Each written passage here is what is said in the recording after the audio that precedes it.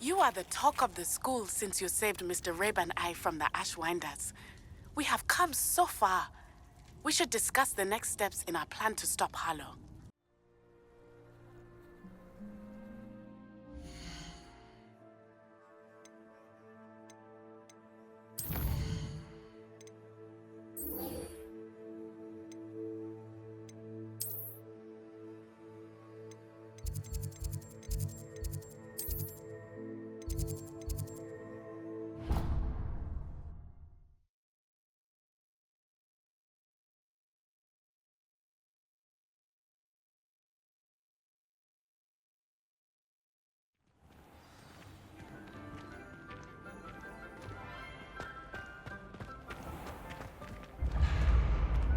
When mentor and student collide, a path must be chosen.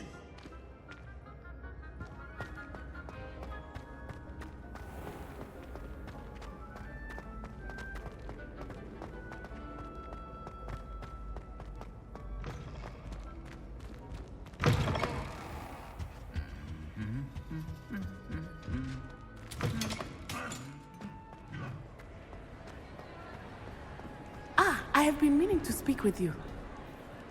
I still can't believe we escaped the Ashwinders. You may not realize it, but you are the talk of the school since you saved me that day. I wonder how everyone knows about it.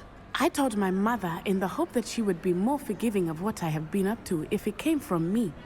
She likely told other professors, and news travels quickly. Unfortunately, she might, in fact, have been even less forgiving than I'd hoped.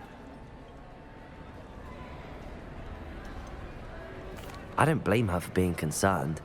We have been involved in some dangerous activities. As the Ashwinders were locking me up and threatening my life, it did occur to me that my mother may have been right. Has Officer Singer done anything with the evidence we provided? She has not. Harlow is as strong as ever. Someone needs to stop him, whether it is us or Officer Singer.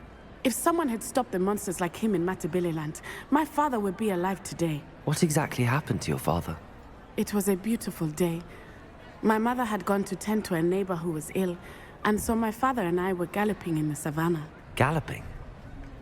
Your father was also an animagus, I take it? He could become the most majestic giraffe, and he would carry me on his back, my arms around his neck.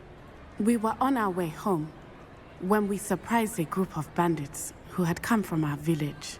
One of them saw me just as he removed a scarf from his face. He shouted and then aimed his rifle. He didn't want you to identify him. Exactly. In an instant, my father bowed his neck to protect me and was hit. As he fell, my father changed back into his human form.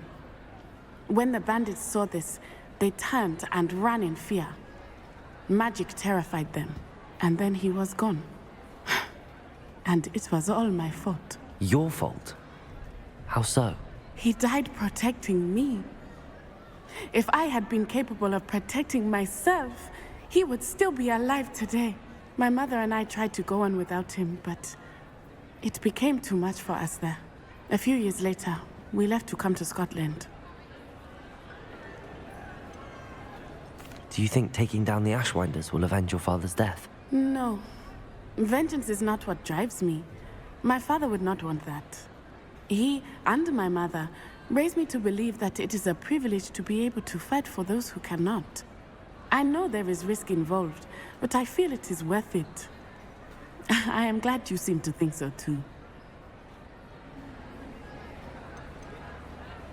What does your mother think about all of this? Well, as you saw, she worries a great deal.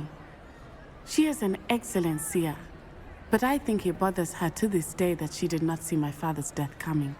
She misses him, as do I. So I believe on some level she understands my need to seek justice in a small way.